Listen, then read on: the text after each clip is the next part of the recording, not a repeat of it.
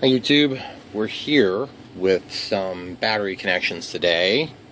Got the black XT60 connector, which even though this has a socket, I'm going to refer to this connector as a female variety, meaning that it would slide into, it would, this would be a male variety, and then this of course would be the female variety, because it has a socket for which to receive the male, okay?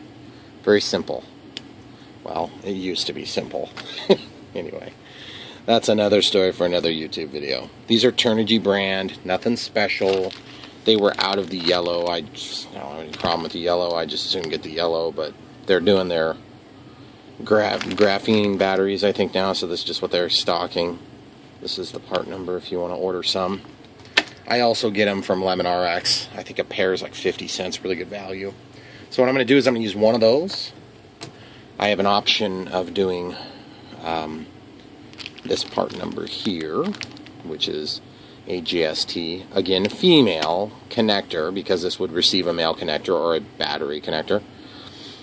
And you can see there's pins inside of there that would slide into a socket. So is it a male? Is it a female? I'm not sure. But anyway, I'm going to call this a female connector. That's what this connector is. Okay. Option one would be to use two of those, because I want to make a parallel. I want to take two 450 milliamp 3S packs and put them together and make a 900 milliamp pack. So I'm going to put them in parallel, red to red, black to black, and then positive, negative. But my other option is to use this little kit, which comes with, I think, 20 of these, and then 10 of those. And this is what I'm thinking about doing, is using the one, because I don't need that much wire, and then I can just go ahead and build one end. I can build a male and female, and then I can slide those in, and then I can strip back in the middle, and then I can dive them in here, and I have a parallel connector.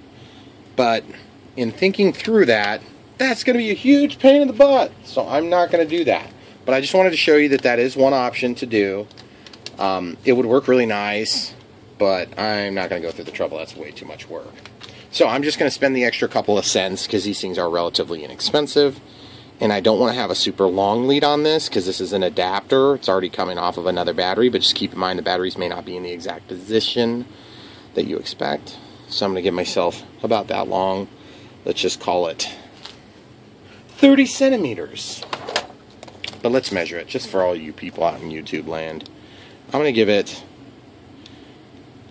let's call it 1.5 inches by the time we have penetration into that connector. So we're 1.5 inches.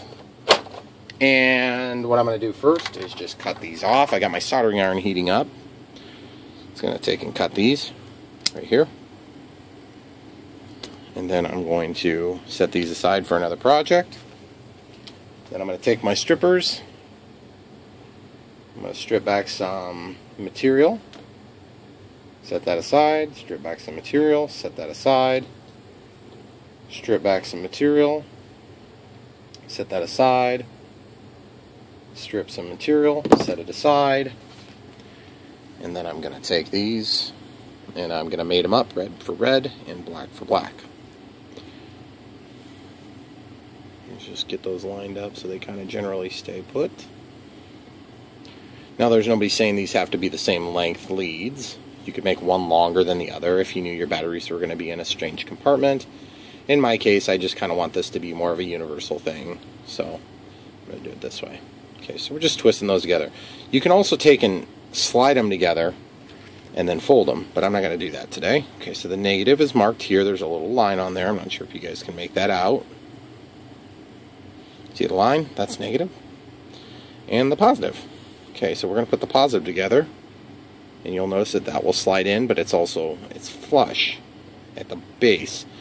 On the female of these connectors, you can slide your wire all the way up inside. So on this, you don't need to strip back quite as much, and you'll see the way I did that. So what I'm going to do next, I'm going to get some heat shrink. I'm going to slide it onto each side of this. But first, I'm going to get a little bit of tinning on here so that I don't have to worry about these things constantly coming apart from one another. So we're going to do that next, and then we're going to put the heat shrink on before we solder it onto our actual XT60 connector here. Cleaning the soldering tip, very simple. Get that into that, whatever that crap is there, tip cleaner. Remember, we're not trying to get tons in there because we may want to manipulate this a little bit still yet. Okay, so get the sheath where the sheath is lined up there. Sorry I bumped you guys. Very simple. Just get enough to keep the tips held in place. You may even want to trim that back here in a minute. But for now, we've already got that connection made. Don't force it. Let the solder wick up into the connection. Okay? Nice sturdy connection for the time being. It's just temporary until we get the heat shrink on. So then the next step, we're going to grab our bag of heat shrinks. We're going to find the appropriate size. When I do that, I'll come right back from the pause. Okay, so what we're dealing with is these parts here. This is going to be the red color right here. So in case you need a part number for Hobby King, just pause it and get it. And then this here is the part number for the Hobby King black. And this size is going to be dictated by the size of the XT60 end. So that's what we're going to use. So I'm going to pause it and get that ready. Alright guys, so you see how there's a plus on there? Now I took the female, which would be the side of the plane, and then I took the male and I slid it in there. And then I used my forceps to grab the positive and negative terminal. Obviously, if you're working on a live battery, you won't want to do that because you'd be starting a fire. But the reason I do that is it's extremely effective to control the temperature of the connector as you're working. Plus, then you can hold them up in strange configurations like what I want to do for this video so that you guys can see what I'm doing. And it really does work pretty good. So I just lock the forceps like that. Then I can lay this down just like that. Okay, so our positive side is on this side. So get the heat shrink that we cut, slip it down over, and just have that ready. We'll do that for both sides actually right now so we don't forget. So you got the negative side, the black side, and so you'll throw that over. And if you're really anal retentive, you'll make sure the turnigy lines up, which I will, because I'm weird like that. I actually care. Okay, great. Clean the tip of your soldering iron. Get some solder. And we're going to let that flow into the joint. Nothing real magical there. Okay. And we're going to do the same on the other side.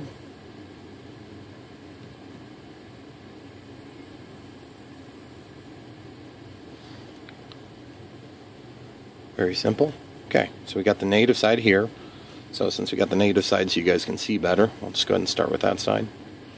So I want to hold this so that the connectors are centrally located, so it's not preferentially locating on the wrong side. Just heat it together. That's really all there is to it right there, guys. That's a pretty simple application. And doing it for a video, you know, you got some extra steps, trying to set things up so that it can be easily seen. If you're good with soldering iron, you should have this done in mere moments. And yes, I do have a little extra wire, but the extra wire is fine. If you're really careful, you can cut it to the exact length you want. Okay. So you see that? It flows nicely, and then the flow is allowed to chase up the wires, get you a nice strong connection point. Okay, and of course that's why we do the heat shrink too a little bit. So we'll slide that down and over, and just be mindful to do it fairly quick because the wire will transmit some of the heat up the length. So we're going to do that real quick. Then we're going to grab our lighter, get the heat going, work it back and forth, spin it upside down. Nice temperature. Just like that, guys. Okay. And there you have it. So now I can take my forceps off. It's a little toasty. Wipe off that little bit of soot. And we're ready to rock, man. So now I can plug in one JST ended battery and another JST ended battery. The other thing you can use this for is parallel charging, if you decided to do such a thing and you had an XT60 on your charger. So anyway, just wanted to show you how I was going to do that. This is going to be for the Consendo S. And the Consendo S, I flew on 3S tonight, so we've got that video posting right now, so you may have already seen it. And so this thing is going to give us the capability of doing that with a nice, neat package. Thanks for watching. Don't forget to like and subscribe for more.